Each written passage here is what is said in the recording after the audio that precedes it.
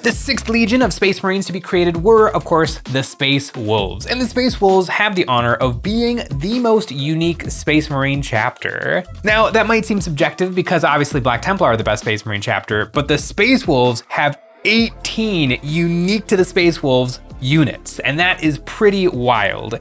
And it makes the army a little bit tricky to build and paint because those unique units are very uniquely Space Wolves. And so a lot of normal Space Marine units, like Intercessors, look very Ultramarine-y standing next to Space Wolves. So it's gonna be a very unique challenge to make these guys look like the Wolfie boys. To start to un-Ultramarine this model, I carved off the Imperialis on his chest, hacking away at it with my knife and then smoothing it out with a sanding twig, one of my favorite hobby tools. Then I took a 60 grit nail file and sanded down his neck armor using my sanding twig to smooth it out. Now for his war gear. Any good Space Wolfie knows that even if you're tasked with carrying a Holy Bolter, that doesn't mean you're not meant to get into glorious close combat, so I gave him a knife arm and I cut out the bolter held in one hand. And for the magazine and sights, what feels more Space Wolves? A scope, a sniper scope, or a huge drum mag? Definitely the drum mag. I drilled out the barrel using my hobby pin vise. I really like these PCB drill bits. Nick bought these for drilling PCB boards and they work really well for drilling soft plastic. I glued on the rest of his bolter and then stuck on his arms. Now for some decorations. I skipped the purity seals in favor of a sheath for his knife and a holster, gluing these onto his belt, adding another little pouch where he keeps the Scooby snacks and the sheath on the other side like he's just crossed through it. Now, I don't like the decoration on his bolter, so I carved it off, scooping as much away as I could with my nippers and cleaning it up with my hobby knife. Then I glued on his backpack. It's hard to turn an Intercessor into a Space Wolf because a lot of the bits included in the Intercessor kit are very either gothic or techie, which kind of makes sense. That fits for most Space Marine chapters, but not really for the Space Wolves. To get this guy looking his best, I think I gotta turn to green stuff.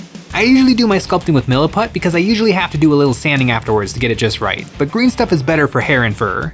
I kneaded the two halves together and then rolled them out flat between some baking paper. I want to make the fur into a fur pelt loincloth, and I have an idea of how to do this. I drew out what I wanted and laid the green stuff onto the paper. Green stuff stretches really easily, and I don't want this part to stretch, so the paper will act as a structure to keep this green stuff exactly the shape I want. To make the fur, I pushed my hobby knife into the putty and pulled it towards myself 100 times, starting from the bottom and working my way up. Then I cut out the shape I wanted and tore away the excess paper. This worked like a charm, but I found I actually did need a little bit of stretchiness to get it to properly conform to his belt and crotch. I definitely need a little more practice with green stuff. I feel like there's something to the paper trick, but more experimentation is required. I made up another loincloth without paper, and as I made my fur, I was definitely fighting the stretchiness, but it did conform better in between his legs. I pushed the fur so it was touching one of his legs to make this part a little stronger. Now for his head. Space Wolves very often have their helmets off, so I picked a nice screaming Space Marine head and then I cut a little teardrop shape that I pushed onto his chin and let it dangle over his chest.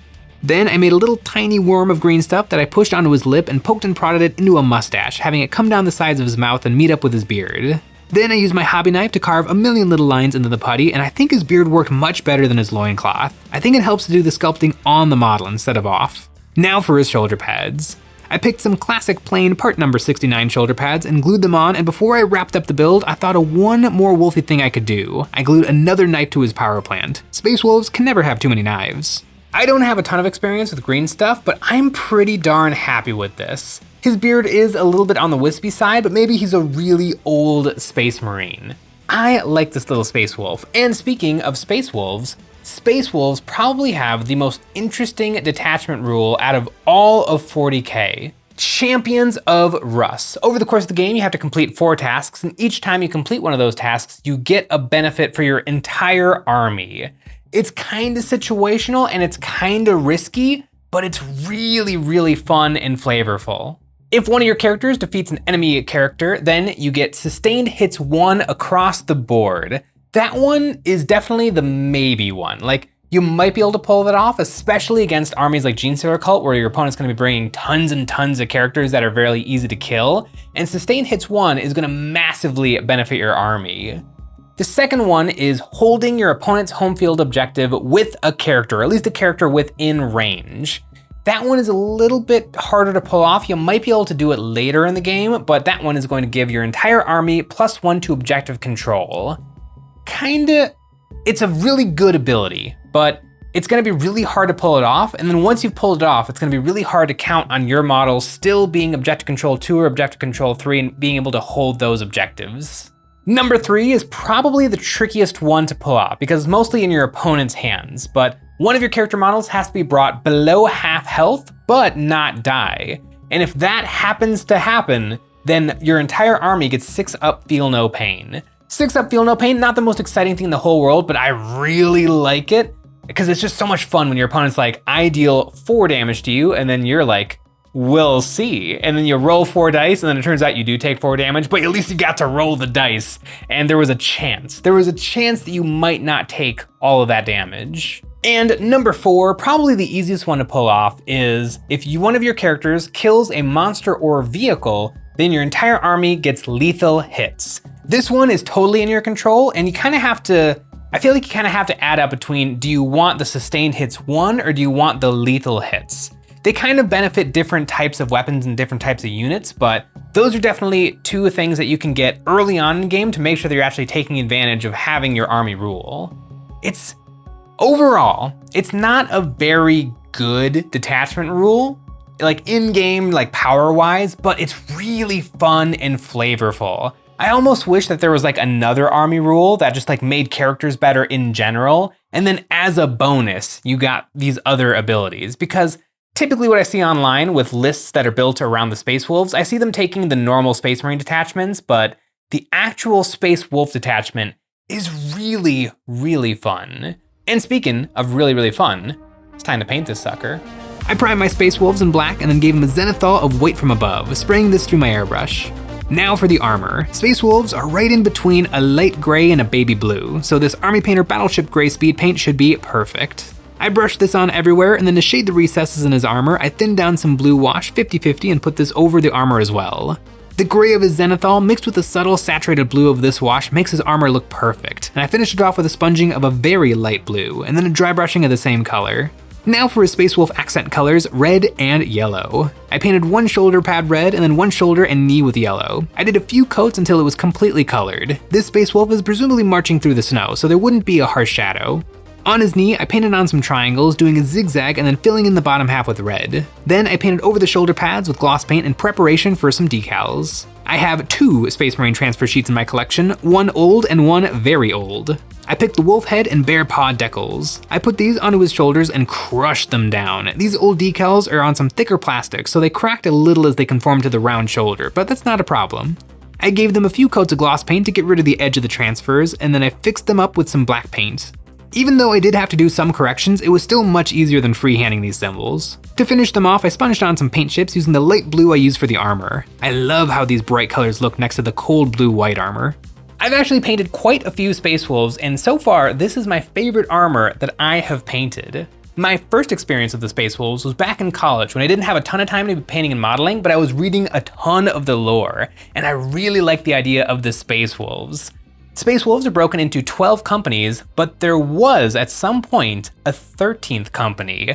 13, the mysterious number. Nobody knows what happened to the 13th company, and that idea really stuck in my head, and so I went to my bits bin, and I kit bashed and converted what I think the 13th Legion is up to. In my mind, these are Space Wolves who just wander the galaxy as nomads, hunting down the lost Primarch Russ. And in that time, because they're not a part of the Imperium proper, they don't get access to resupplies or to fix their war gear, and so they just become vagabonds. Just a loose band of adventurers wandering the galaxy. And so I kit bashed and converted these guys out of the old Chaos Warrior kit from Warhammer Fantasy Battle, and just random Space Marine bits I had laying around, and I really, really like them. I actually painted one of these models up in a video not too long ago where I only used watercolor paints to paint a Space Marine, and I really like how it turned out. Like, I'm a Black Templar player, and I will always be a Black Templar player, but I do love the Space Wolves for how much like kit bashing and converting and storytelling that's super easy to do within their faction. But speaking of their faction, I gotta finish up the guy I'm working on. On his bolt gun, I painted it with Rattling Grime, one of my favorite colors. I put this on his knife too. Then I dry brushed these parts with silver paint to catch on all the edges and make them glitter. I painted the top of his bolter with black paint and then did some white triangles to give his bolter a fun Space Wolves theme. I painted his pouches, holster, and weapon straps with a red-brown contrast paint, giving all these parts of dry brushing a tan. Then I did some micro scratches and a little bit of edge highlighting. Doing this to leather is one of my favorite things to do. I painted his loincloth half with Rattling Grime and half with my red-brown, and then it was time for his head. I painted his noggin with a beige color and then a super watery magenta over top, letting this dry, and then I did some highlights with my original beige, focusing on his brow and noggin. Then I washed his head with Reikland Flesh Shade. These colors work together to give me saturated recesses that aren't too dark. Armor and weapons can have black in the recesses, but faces shouldn't be. I mixed hand paint into my beige and did a few layers of highlighting on the wrinkles of his face and on his chrome dome, finishing it off with just a little bit of pure tan. Then I painted his beard. I decided to go with gray so it would look different from the pelt hanging between his legs.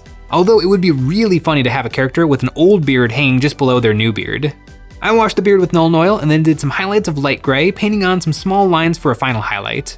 Now it's time for the eyes. I go back and forth on if I paint infantry eyes or not. Usually it comes down to, does this face look good without it? And if it doesn't, then I have to do the eyes. I painted them black and then did a dot of white and then a smaller dot of black. Now he's looking sharp but a little too even. There isn't enough contrast in his armor, so I decided to break out the Accursed Cloak, a dark blue-gray color. I brushed this on, doing a little wet blending, putting this on and then coming back in with a damp brush to feather it out, making his neck, belt, boots, and the bottom of his power pack darker. It's always fun when I get to paint some brightly colored Space Marine armor. For 10 years now, I've been painting Black Templar, and actually I had a little stint as a Death Watch player, and that also was black power armor, so using up some colors is fun. Now to get this guy on a base, the perfect thing for Space Wolves is a snowy glacier base. And I have some new ideas of how to do snowy glacier bases. First, I took some rough cork and glued this down to the base, making sure that there was enough room for my marine to stand, gluing these chunks down with super glue. Then I painted the base a turquoise blue color. I want cold looking glaciers. Now cork doesn't have that ice look, but I bet if I coat it in a layer of UV resin I can get there. I squirted this on. It has the consistency of shampoo, so a thin layer of this should remove the rough edges and create soft edges. I worked quickly to get this stuff everywhere and then locked it down with my UV lamp. This stuff dries hard like glass in only a few minutes, and I like it. The only problem I see is that it's so crystal clear I can see the cork a little too well underneath, so I sprayed a blue on top and then I covered this all up with gloss paint. I glued down my marine and the UV resin dries a little bit too unpredictably, which is good for the look, but it's bad for having his feet standing on flat ground.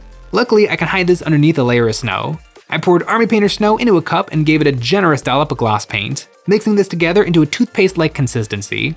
I spread this over the base, letting just a little bit of that blue show through, and I also splashed a bit of this onto his legs, like he's been sloshing through the snow for days. I painted the rim of the base black, and my little pack hunter is ready for war. I really like the Space Wolves, and if my Black Templar army vanished overnight and I had to replace it with another Space Marine army, it probably would be Space Wolves. And I know I say that every single time I paint a different color of Space Marines, but this time I have a good reason. And it's because the Space Wolves are really, really different than the Black Templar. One of the reasons I sold my Deathwatch army is because it didn't feel different to build and paint them. It just felt like I was doing more Black Templar, and so I thought I might as well just do more Black Templar. But Space Wolves would be a lot of different, unique hobby challenges that I haven't actually had yet. And so if there was room in my heart for more Space Marines, it probably would be the Space Wolves. And it's just telling that I have painted so many Space Wolves, even though I'm a Black Templar player at heart. Let me know in the comments below what Space Marine chapter I should take a look at next, and as always, thanks for watching.